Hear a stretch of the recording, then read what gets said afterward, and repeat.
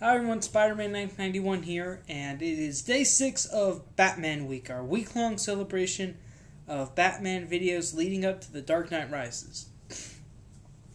So for this second-to-last video, I decided to do another special theme, something similar to the Spider-Man another idea I had for the Spider-Man videos that I'm applying to this series is my top 5 Batman storylines. Okay. And all of these storylines have been, and unlike my Spider-Man video, all of these storylines have been collected in graphic novel format, and I do have all the graphic novels, so you have to worry about me showing up like a single issue or something like that. Okay, first off, yeah, I think I mentioned this in my 12 Heroes of Christmas, but after reevaluating the list, I kind of moved it down on the list. So number 5 is Batman Hush. I like this story because it not only introduces a new supervillain for Batman, but it also makes great use of almost every other Batman cast member. I mean, I think almost every villain appears in this, from like Killer Croc to Harvey Dent, Joker, Poison Ivy, and Ra's al Ghul, Riddler. I mean, almost all of them play a role in this. And also, so does Batman's supporting cast. There's Robin, Nightwing, Catwoman. Heck, even Superman appeared in this, which is great. It's a good plus.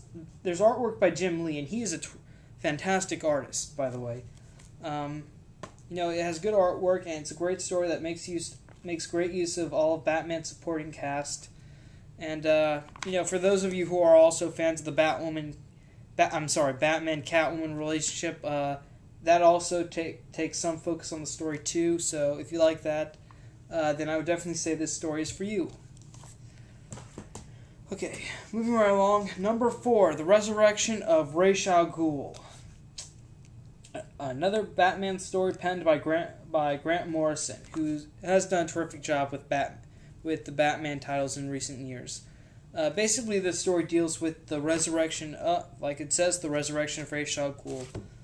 At this point, though, Ra's body was badly damaged, and now the only way he can come back to life is if he takes possession of a younger body. And in this case, he's hoping to use his grandson, Damian, who is also the son of Batman. So basically, the story is Batman teaming up with Talia yet again so that they can save their son. And also Nightwing and Robin get involved too. So, it's a very good story that sort of unites Batman with his two Robins again, and they pretty much set off to save Damian from being taken over by Ra's al Ghul. It's a good Ra's al Ghul story. I'll give you that though. It does, and we do get more backstory revealed for Ra's al Ghul's past, which is also good. And this is not just something that took place in Batman. It also includes issues of Nightwing and Robin too. So it's something that spanned over the other Batman titles, and it's been collected. So I would definitely recommend the collection because it is a good story. If you are a fan of Ra's al Ghul, and I just dropped the book. Brilliant. All right, moving right along. Something that is definitely recognizable that I know a lot of people would include on their favorite Batman stories is Batman Year One, written by Frank Miller. This story pretty much retells Batman's first days of Bruce Wayne as the Dark Knight, and it also runs parallel to Commissioner Gordon's first year in Gotham City after he's transferred, because Bruce Wayne comes back to Gotham after his training and trip around the world. Commissioner Gordon arrives in Gotham City too, having just been transferred there from, I believe, Chicago. So Gordon arrives, and Gordon and Bruce Wayne arrive in Gotham, and they both see that the city is corrupt and it needs help. So Gordon's out to make the city better through, being a cop, doing things by the book.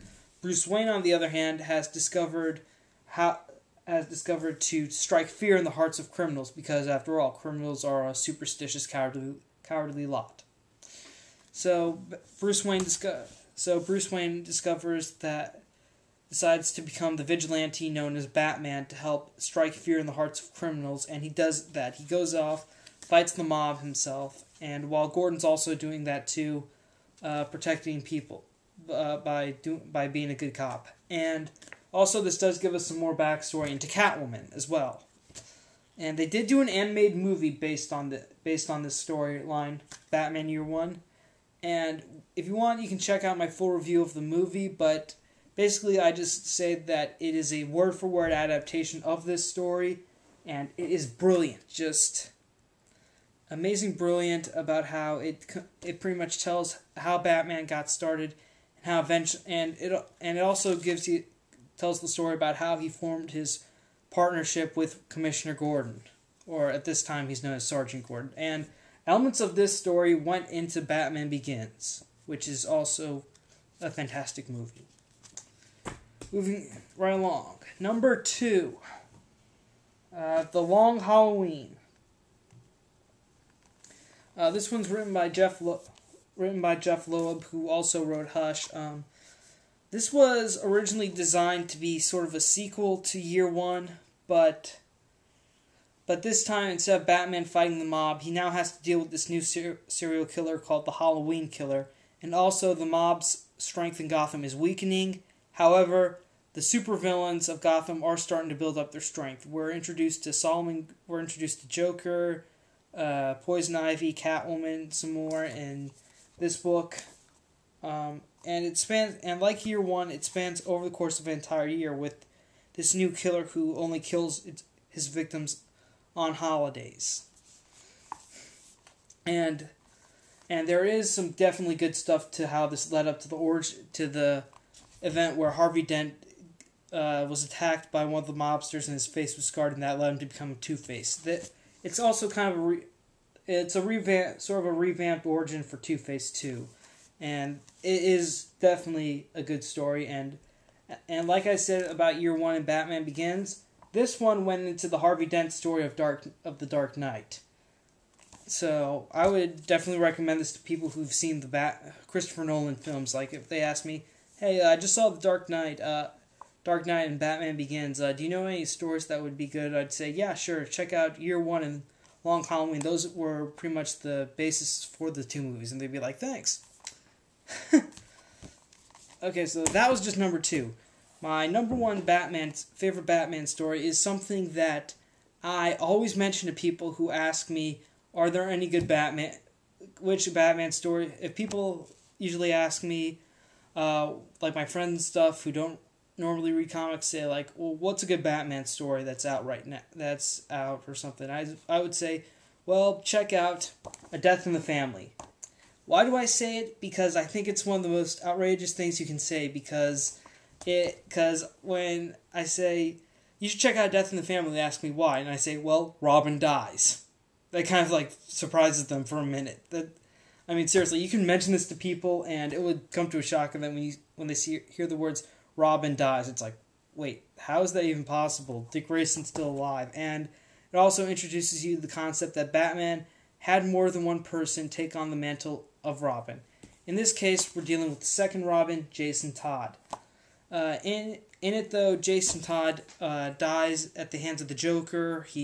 Joker beat him with a crowbar and left him in a building that had a bomb in it set to go off, and boom, Jason died.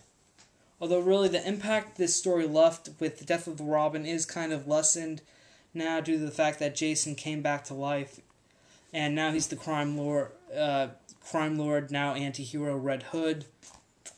But it's still a very powerful story, knowing that at one point Batman did lose one of the most important people in his life. And another very interesting thing about this is that the fans practically chose the way it played out. Okay, people chose to let Robin die. All right, there was at the end of the issue where the bomb the Joker set off goes off to the building, and Batman arrives like a few seconds too late in the Batplane, or I think it was just a regular plane, but he arrives 2 seconds late and he just witnesses the explosion. There was a number at the back of the issue that if you call one number in, Robin lives. Call in the other number, Robin die. That's one vote to let Robin die. And a lot of people did not like Jason Todd. When Jason was reintroduced after Crisis of Infinite Earths, he was a lot different than Dick Grayson. Whereas when Dick Grayson was Robin, he was optimistic, loyal, always following Batman's orders. Jason was headstrong, usually didn't listen to Batman because rather than just stake out criminals and observe and make a plan, he would just dive in headstrong, ready to punch people and stuff. And people didn't like that. They thought Jason was annoying, and when the time came to choose to let Jason live or die, they all chose die. And I think there was a rumor going around that someone rigged one of those old auto dialers to dial in the number a number of times and for Robin to die. But when the numbers came in, like when the deadline crossed and they counted all the votes, there were a large total of people wanted Jason to die, and very few of them wanted him to live. So DC did what the fans wanted. They killed Jason Todd.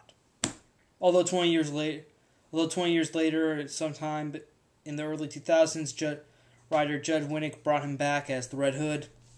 But still, it's a very powerful story, especially right after Jason's death when Batman's getting ready to fight the Joker. Because at that point, I think that's where... And this takes place right after the Killing Joke, which was the story that paralyzed Barbara Gordon. So Batman's pretty much like, okay, Barbara's paralyzed, Jason's dead, he's almost about to lose it and kill the Joker, but in the end he doesn't, because that's not how he rolls. Okay, well, that's the conclusion for my best of Batman, top 5 Batman story arcs. Just a short recap. Number 5 was Hush. Number 4 was Resurrection of Ra's al Ghul. Number 3, Year 1. Number 2, The Long Halloween. And number 1, A Death in the Family. So those are my top 5 Batman story arcs for now.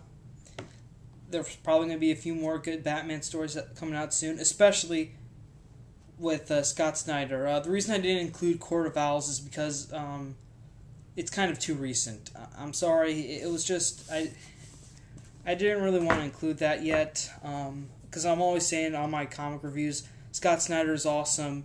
Check him out. I really didn't want to do that again, so I just kind of stuck to the graphic novels I already have. So, again, these are just my opinions. If you disagree, please comment below.